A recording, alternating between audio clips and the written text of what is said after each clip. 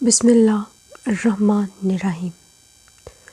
وہ لوگ جنہوں نے اہل فلسطین پر شب خون مارا اور بیت المقدس پر قبضہ کیا، انہیں اصطلاحی طور پر صہیونی کہا جاتا ہے۔ جب ہم صہیونزم یا صہیونی کی اصطلاح استعمال کرتے ہیں تو ہمیں معلوم ہونا چاہیے کہ صہیون یروشلم کا ایک پہاڑ ہے جس پر حضرت داؤد کا مزار بھی ہے۔ ابتدا میں یروشلم کا شہر یروشلم کے گرد واقع دو بلند و بالا پہاڑوں کے درمیان میں بسا ہوا تھا۔ یہ دونوں پہاڑ آج بھی یروشلم کے گرد مشرق اور مغرب میں باہم مقابل واقع ہیں۔ ان میں سے مشرقی پہاڑ موریہ کہلاتا ہے جبکہ مغربی پہاڑ کو صہیون کہتے ہیں۔ صہیون اپنی قامت موریہ سے بلند تر ہونے کے ساتھ ساتھ حضرت سلمان کے زمانے سے یہی یہودیوں کے درمیان تقدس اور احترام کی علامت ہے۔ یہودیوں نے 27 اگست 1897 میں سوئٹزرلینڈ میں صہیونیت کو منظم تحریک کی صورت دینے کے لیے ایک کانفرنس منعقد کی، جس میں اعلان کیا گیا کہ صہیونیت فلسطین میں یہودیوں کے لیے ہوم لینڈ حاصل کرنے کے لیے اپنی جدوجہد کا آغاز کرتی ہے، اور اس مقصد کے لیے کانفرنس نے کچھ قواعد و ضوابط کی منظوری بھی دی۔ بعد ازاں انجمن محبین صہیون کے نام سے ایک تنظیم بنا کر اپنے منصوبوں پر یہودیوں نے باقاعدہ کام شروع کیا، اور بالآخر یہ گروہ فلسطین پر قبضہ کرنے میں کامیاب ہو گیا۔ چنانچہ جب صہیون کی اصطلاح استعمال کی جاتی ہے تو اس سے مراد تمام یہودی نہیں ہوتے، بلکہ صرف وہ یہودی مراد ہوتے ہیں جو انجمن محبان صہیون سے مربوط یا ان کے ہم فکر ہوتے ہیں۔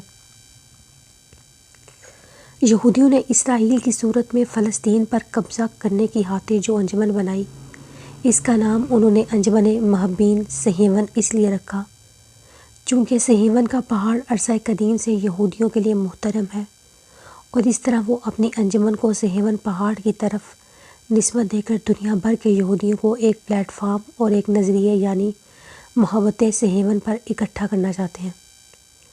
کتاب تاریخ کے مطالعے سے پتہ چلتا ہے کہ یہودی بطور قوم خدا کی نعمتوں کو ٹھکرانے کے باعث اور انبیاء خدا کو ناحق قتل کرنے کے علاوہ اپنی اخلاقی ابتدائی اور باطنی مکر و فریب کے باعث زوال کا شکار ہوئے تھے۔ فرعون کے زمانے میں جب یہ شاہی استبداد کا نشانہ بنے رہے تو خدا نے حضرت موسیٰ کی صورت میں ان کے لیے نجات دہندہ بھیجا۔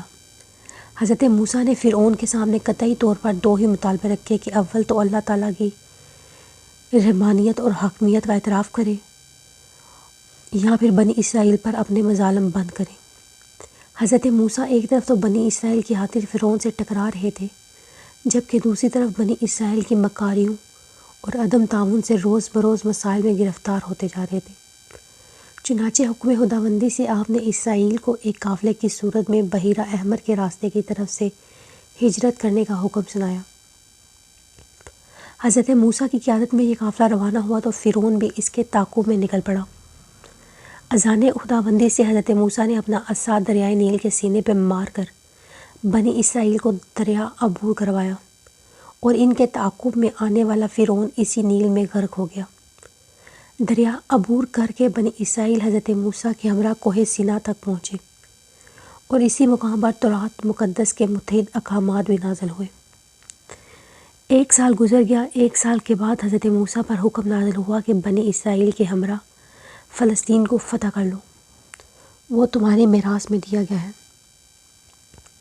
جس کے بعد آپ نے فلسطین کا جائزہ لینے کے لیے دشت فاران کا رخ کیا، اور پھر دشت فاران سے ایک وفد کو فلسطین کے حالات کا تجزیہ و تحلیل کرنے کے لیے بھیجا۔ اس زمانے میں فلسطین کے باشندے کفر اور شرک اور گمراہی میں مبتلا تھے۔ حضرت موسیٰ کی قیادت میں بنی اسرائیل کے ذریعے سے ایک الہی حکومت کے نفاذ کی خاطر اہلِ فلسطین کی اصلاح کی خاطر اور خود بنی اسرائیل کے عزت و وقار اور مقام و مرتبے کی بلندی کی خاطر حضرت موسیٰ کو یہ حکم دیا گیا کہ بنی اسرائیل حضرت موسیٰ سے صاف کہہ دیں کہ اے موسیٰ، تم اور تمہارا رب دونوں جاؤ اور لڑو، ہم تو یہاں بیٹھے ہیں۔ حضرت موسیٰ کی دل آزاری کر کے بنی اسرائیل نے غضب خداوندی کو للکارا، جس کے بعد 40 برس تک اکرام خداوندی نے ان کی طرف سے منہ پھیرے رکھا اور وہ دشت فاران اور سین میں ہاک چھانتے رہے۔ 40 سال بعد حضرت موسیٰ نے بنی اسرائیل کو پھر سے یکجا کیا اور حسبون اور شتیم کے علاقے فتح کیے، اور یہیں کہیں کوہ ابراہیم پر حضرت موسیٰ وصال فرما گئے۔ ان کے بعد حضرت یوشع ان کے خلیفہ بنے، جنہوں نے دریائے اردن کو عبور کر کے فلسطین کے شہر اریحا کو فتح کیا، اور یہ اریحا ہی فلسطین کا پہلا مفتوح شہر ٹھہرا۔ اریحا کو سب سے پہلے مفتوح کرنے کے بعد بنی اسرائیل رفتہ رفتہ پورے فلسطین میں پھیل گئے۔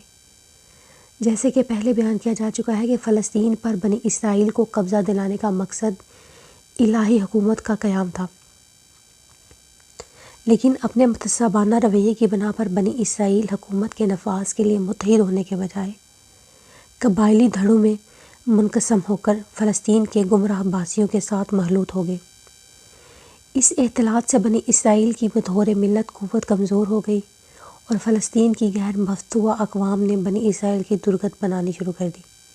چنانچہ بنی اسرائیل مجبور ہو گئے کہ وہ مختلف دھڑوں کے بجائے مل کر ایک مضبوط حکومت قائم کریں۔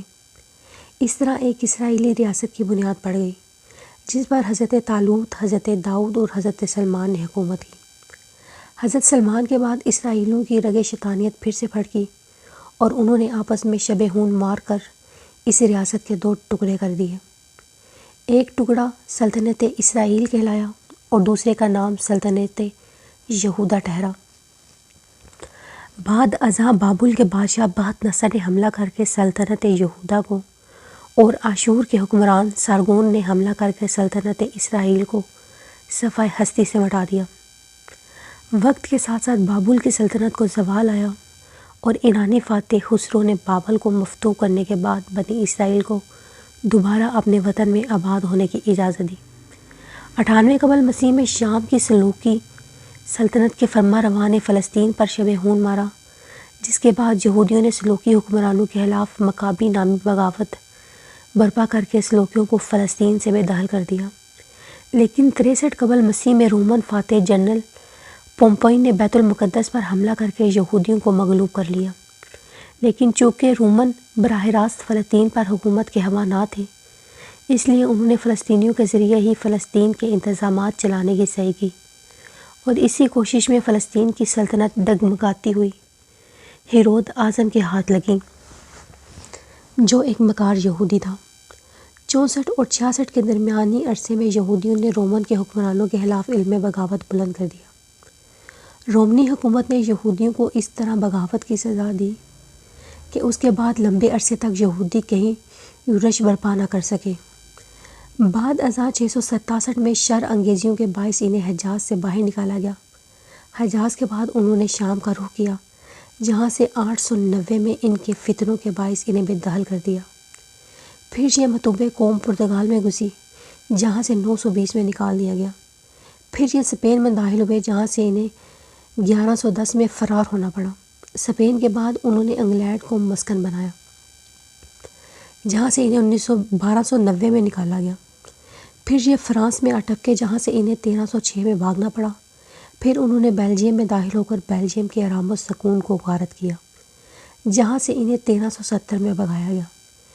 پھر یہ زیگو سلاویا میں آدم کے، جہاں سے انہیں 1380 میں نکال دیا گیا۔ پھر یہ دوبارہ فرانس میں داخل ہو گئے، جہاں سے انہیں 1434 میں دوبارہ نکال دیا گیا۔ پھر انہوں نے ہالینڈ کا رخ کیا، جہاں سے انہیں 1442 میں باہر دھکیلا گیا، جس کے بعد یہ روس میں داخل ہوئے، جہاں سے 1510 میں انہیں جان بچانے کے لیے بھاگنا پڑا۔ پھر یہ اٹلی میں گھسے۔ 1540 میں اٹلی کے صبر کا پیمانہ بھی لبریز ہو گیا۔ پھر اٹلی سے بھاگ کر جرمنی پہنچے، لیکن 1551 نے جرمنی میں بھی انہیں پر شب خون مارا۔ پھر یہ ترکی میں گھسے۔ اہلیان ترک نے اسلامی رواداری اور مذہبی فرادلی کا مظاہرہ کرتے ہوئے یہودیوں کو ہر طرح کا تحفظ اور حقوق فراہم کیے۔ چنانچہ ترکی کو مسکن بنانے کے بعد یہودیوں نے سکھ کا سانس لیا، اور پھر 17ویں صدی میں انہوں نے اپنے مذہبی سرگرمیوں کو ویانا میں مرکزیت دی، اور پھر 18ویں اور 19ویں صدی میں مسلسل منظم اور فعال ہوتے چلے گئے۔ لیکن اس سارے دورانیے میں انہوں نے انتہائی رازداری اور خفیہ حکمت عملی کا سہارا لیا اور اسی طرح فلسطین پر اپنے دوبارہ قبضے کی خواہش کو منظر عام پر آنے سے روکے رکھا۔ فلسطین پر یہود کے دوبارہ قبضے کی فکری تحریک اس وقت منظر عام پر آئی جب 1862 میں ایک جرمن یہودی موسیٰ ہرٹز کی کتاب روم اور یروشلم مارکیٹ میں آئی۔ اس کتاب میں لکھا گیا کہ یہودیوں کی عالمی حکومت کا مرکز، یہوہ کی بادشاہت کا اصل وطن فلسطین ہے۔ اس کتاب کے بعد اس موضوع پر یہودی مفکرین نے دڑ دڑ کتابیں لکھ کر دنیا بھر کے یہودیوں کو فلسطین پر قبضے کی تشویش دلائی۔ 1896 میں ایک یہودی صحافی تھیوڈر ہرزل نے ریاست یہودا کے نام سے ایک کتاب لکھی۔ البتہ بعض محققین کا یہ بھی کہنا ہے کہ اس نے ریاست یہودا کے نام سے ایک رسالہ شائع کیا۔ اس کتاب یا رسالے میں اس نے ریاست یہودا کے جغرافیائی اور نظریاتی بارڈر کے حدودال ابارے۔ اس نے یہ ریاست یہود کے جغرافیائی بارڈر کو کوہ یورال سے نہر سویز تک پھیلایا اور نظریاتی طور پر یہودیوں کی رہنمائی اس طرح کی کہ اولاً یہودی ایک علاقے میں جمع ہو جائیں اور ثانیاً یہ دیگر ممالک یہودیوں کی خود مختاری اور ان کے لیے علیحدہ وطن کی ضرورت کو تسلیم کریں۔ انگلینڈ میں مقیم یہودی کمیونٹی کے سربراہ لارڈ اتھس چائلڈ نے اس صحافی کی بھرپور مالی اعانت کی، جس کے باعث ہرزل 1897 میں سوئٹزرلینڈ میں صہیونیوں کی کانفرنس کے منعقد کرنے میں کامیاب ہوا۔ اس کانفرنس نے فلسطین پر یہودیوں کے قبضے کے لیے کلیدی کردار ادا کیا۔ یہ صحافی اپنی موت سے پہلے صہیونی آبادکاری بینک اور یہودی بیت المال جیسے ادارے بنانے میں بھی کامیاب ہو گیا، اور اس طرح یہود نے فلسطین کو لقمہ ترکی کی طرح نگلنے کے خواب دیکھنے شروع کر دیے۔ ڈاکٹر ہرزل کے بعد صہیونی تحریک کا صدر مقام کولون منتقل ہو گیا اور صہیون نے اپنے آپ کو عملی جامہ پہنانے کے لیے انجمن محبان صہیون کے ذریعے عملی سرگرمیوں کا آغاز کر دیا۔ اس وقت ساری دنیا صہیونیوں کے اقدامات پر خاموش تماشائی بنی رہی، اور اس خاموشی کی اہم وجہ صہیونیوں سے چھٹکارا حاصل کرنے کے عالمی خواہش تھی۔ چونکہ صہیونی بار بار متحد اقوام کو ڈس چکے تھے، یہ لوگوں کے بچوں کو اغوا کر کے نہ صرف قربانیوں کی بھیٹ چڑھا دیتے تھے، بلکہ سازش اور مکر کے میدان میں اتنے جری تھے کہ پانی کے چشموں اور تالابوں میں بھی زہر ملا دیتے تھے۔ چنانچہ ساری عالمی برادری ان سے چھٹکارا اور نجات چاہتی تھی۔ اسی لیے تمام اقوام نے اپنی عافیت اسی میں سمجھی کہ یہودیوں کو عربوں کے درمیان گھسنے دیا جائے تاکہ ان کا مکر و فریب عربوں تک محدود ہو جائے۔ چنانچہ یورپ نے یہودیوں کی خصوصی اعانت کی اور ان کے عرب ریاستوں کو مرکز میں گھسا دیا۔ پہلی جنگ عظیم کے دوران یہودیوں نے جرمنی کے خلاف برطانیہ سے معاہدہ کیا، جس کی روح سے برطانیہ نے اعلان بلفور میں صہیونی اغراض و مقاصد کی حمایت کا وعدہ کیا۔ یہودیوں کی اس طرح کی ساز باز مختلف نوعیتوں میں یورپ سے جاری رہی، یہاں تک کہ 1948 میں اسرائیل کو دنیا کے نقشے پر وجود مل گیا۔ مسئلہ فلسطین اس وقت بین الاقوامی سطح پر ابھرا جب 1948 میں برطانیہ نے فلسطین پر یہودیوں کے قبضے کو قانونی رنگ دینے کے لیے اقوام متحدہ کے سیکرٹری جنرل کو اجلاس منعقد کرنے کے لیے خط لکھا۔ اقوام متحدہ نے آسٹریلیا، کینیڈا، یوگوسلاویا، ہند، ہالینڈ اور ایران سمیت دیگر ریاستوں کے نمائندوں پر مشتمل ایک کمیشن تشکیل دیا۔ اس کمیشن کے قیام کا مقصد یہ تھا کہ سرزمین فلسطین کا دورہ کر کے وہاں کے مقیم یہودیوں اور ان فلسطینیوں کا موقف سنے، نیز نزدیک سے فلسطین کی صورتحال کا جائزہ لے کر اقوام متحدہ کو اپنی رپورٹ پیش کرے۔ فلسطین کا دورہ کرنے کے بعد یہ کمیشن کسی مشترکہ نتیجے تک نہ پہنچ سکا اور یوں 2 دھڑوں میں بٹ گیا۔ ایک دھڑے کی رائے یہ تھی کہ فلسطین کو داخلی طور پر عربی اور یہودی حکومتوں میں تقسیم کیا جائے، جبکہ مرکزی حکومت بیت المقدس میں متمرکز ہو کر کام کرے۔ دوسرے دھڑے کی رائے یہ تھی کہ فلسطین کو مستقل طور پر یہودی اور عربی نامی 2 حصوں میں تقسیم کیا جائے۔ یہودیوں نے دوسرے دھڑے کی رائے کو سراہا اور ایک مستقل یہودی ریاست کے قیام کے لیے کھل کر میدان سیاست اور میدان جنگ میں اتر آئے۔ اقوام متحدہ نے بھی یہودیوں کو مایوس نہیں کیا اور تقسیم فلسطین کے فارمولے کو منظور کر لیا۔ اس سال برطانیہ نے فلسطین سے نکلتے ہوئے اپنا تمام تر جنگی ساز و سامان یہودیوں کے حوالے کر دیا۔ یہ ہتھیار یہودیوں کے ہاتھ میں پہنچنے کی دیر تھی کہ انہوں نے مسلمانوں پر شب خون مارنا شروع کر دیا اور پہ در پہ مسلمانوں کی املاک پر قابض ہوتے چلے گئے۔ اسی شب ہون اور قتل و غارت کے نمایاں نمونے دیر یاسین اور ناصر الدین نامی علاقے ہیں۔ اس لمحے جب برطانیہ نے یہودیوں سے ملی بھگت کر کے فلسطین سے باہر قدم رکھا تو یہودیوں نے بھی اسرائیل کا قیام کا اعلان کر دیا۔ ادھر اسرائیل کے قیام کا اعلان ہونا تھا، ادھر اس وقت کے امریکی صدر ٹرومن نے سرکاری طور پر اسرائیل کو بھی تسلیم کر لیا۔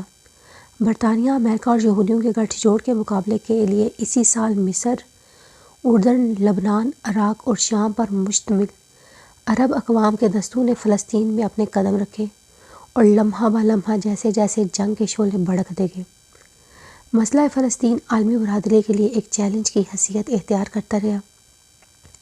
عرب ریاستوں نے اپنے عربی مزاج کے مطابق اس مسئلے میں بھی عربی اور عجمی کی تقسیم کو باقی رکھا اور سب سے پہلے تو اسے عربوں کا مقامی اور داخلی مسئلہ قرار دینے کی کوشش کی اور اس مسئلے کو عرب ممالک کا مسئلہ بنا کر اقوام عالم کے سامنے پیش کیا۔ امریکہ اور اسرائیل کے بعد عرب حکمرانوں کے درمیان پھوٹ ڈالنے اور عربوں کو ایک دوسرے کے مقابلے میں لانے کے لیے بھرپور کام کیا۔